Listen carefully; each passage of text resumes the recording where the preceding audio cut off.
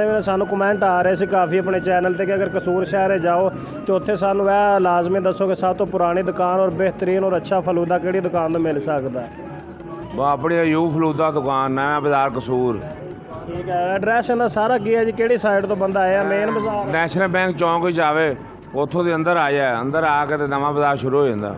मोहताज नगर मुझे किसी का ज़माने में कमी कौन सी है यार अब तेरे खजाने में। अस्सलाम वालेकुम दोस्तों, आप देख रहे हैं हमारा यूट्यूब चैनल फौजी भाई व्लॉग ऑनलाइन। मैं हूँ आपका दोस्त भाई और सोशल मीडिया छोटा सा एक वर्कर आनंद फौजी।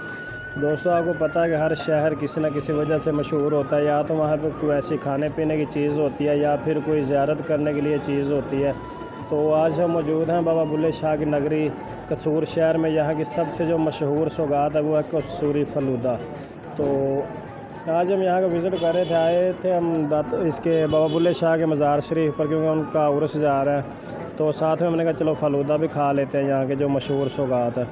तो उसको मद्देनज़र रखते हुए हम यहाँ की जो मेन दुकान है, सबसे पुरानी दुकान अयूब फलूदा शॉप, तो इनके पास मौजूद है। इनसे पूछते हैं कि आप कब से ये दुकान यानी आपका काम है। तो सबसे पुरानी दुकान किन की है, इनकी है किसी और लोगों की है, और खाने के लिए सबसे बेहतरीन फलूदा किस दुकान से मिलेगा। यहाँ पे भाई साहब बैठे हुए हैं जो इनके मालिक हैं खुद काउंटर पर, उनसे हम बात करेंगे। अस्सलाम वालेकुम सर। वालेकुम। अच्छा सर, सब तो पुरानी दुकान है जी, लोग आते हैं कसूर शहर ਦੇ ਵਿੱਚ बाबा बुल्ले शाह की नगरी है, उत्थे मज़ार से भी आते हैं दरबार शरीफ तो उन्होंने ते लोग फिर यह मशहूर है बहुत ज़्यादा कि कसूर का फलूदा मशहूर है।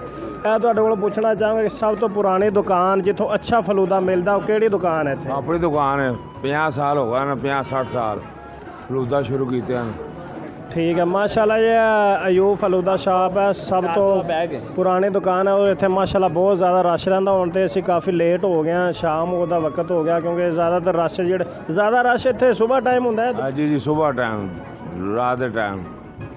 और गारंटी शुदा है कि तुहाडे कोलों बिल्कुल खालस जिहड़ा सही फलूदा प्योर। ठीक ठीक, इत्थे छोटे तो छोटा और बड़े तो बड़ा प्याला किन्ने दा मिलदा है? 200 का, 250 का, 350। ठीक हो, और अगर इत्थों को बंदा लैके जाना चाहे कोई पैक कराने दे रेट है ने, तो खराब तो नहीं होएगा जी अगर इत्थों? खराब नहीं होंदा। ठीक है, क्योंकि ठंडा होंदा ना जी, गर्मी के मौसम में अगर कोई बंदा 50-100 किलोमीटर दूर ले जाके जाना, किलोमीटर चला जाता।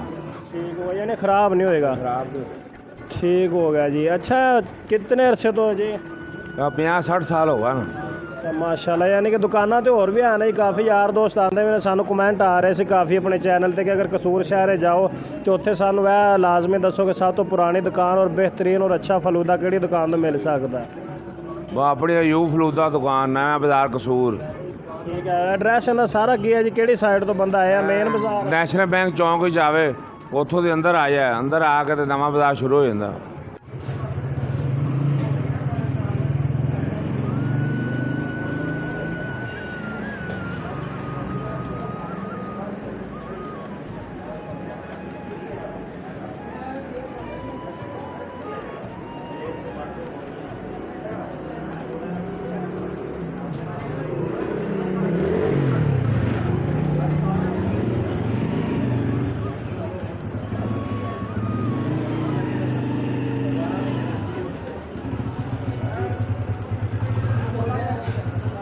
अस्सलाम वालेकुम जी। वालेकुम सलाम। अच्छा सर जी, ਅਸੀਂ ਤੁਹਾਡੇ ਕੋਲ ਆਏ ਹਾਂ ਕਸੂਰ ਸ਼ਹਿਰ ਸਪੈਸ਼ਲ ਫਲੂਦਾ ਖਾਣ ਵਾਸਤੇ। ਨਾਲੇ ਅਸੀਂ ਆਪਣੇ ਫੋਲੋਵਰ ਨੂੰ ਦੱਸਣਾ ਚਾਹੁੰਦੇ ਹਾਂ ਕਿ ਕਾਫੀ ਲੋਕ ਆਉਂਦੇ ਨੇ ਇੱਥੇ, ਬਾਬਾ ਬੁੱਲੇ ਸ਼ਾਹ ਦੀ ਨਗਰੀ ਹੈ, ਦਰਬਾਰ ਤੇ ਵੀ ਆਉਂਦੇ ਨੇ ਵੈਸੇ ਵੀ ਲੋਕ, ਤੇ ਪਤਾ ਚੱਲਿਆ ਕਿ ਸਭ ਤੋਂ ਪੁਰਾਣੀ ਦੁਕਾਨ ਇੱਥੇ ਤੁਹਾਡੀ ਹੈ अयूब फलूदा कार्नल, आज तो 50 साल पुरानी दुकान है। ठीक ठीक है। दूरों आते लोग, बड़ी बड़ी दूर से आते हैं लोग फलूदा पीने के लिए। ठीक है, यानी ਇਹ ਖਾਲਸ ਫਲੂਦਾ ਬਿਲਕੁਲ। ਅਸੀਂ ਅੱਗੇ ਵੀ ਇੱਕ ਦੋ ਬੰਦਿਆਂ ਕੋਲੋਂ ਪੁੱਛਿਆ ਦੁਕਾਨਾਂ ਵਾਲਿਆਂ ਤੋਂ, ਕਹਿੰਦੇ ਨੇ ਅਯੂਬ ਫਲੂਦਾ ਸ਼ਾਪ ਤੇ ਜਾਓ ਤਾਂ ਤੁਹਾਨੂੰ ਖਾਲਸ ਫਲੂਦਾ ਤੇ ਬਿਹਤਰੀਨ ਅੱਛਾ ਸਫਾਈ ਨਾਲ ਮਿਲੇਗਾ ਔਰ ਬਹੁਤ ਪੁਰਾਣਾ बेहतरीन मिलेगा, साफ़ सुथरा।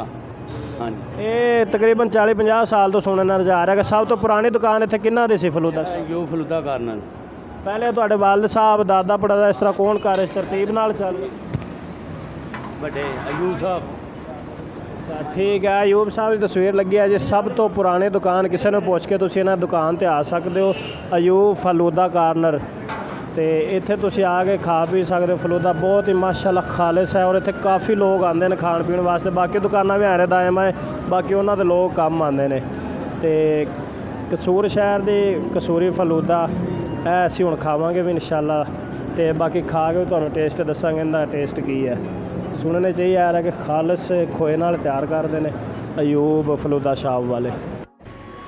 माशाल्लाह जी बहुत ही टेस्टी है और खुदा की नेमतों में से अता की हुई ये भी एक नेमत है। ये खालिस दूध से तैयार करते हैं।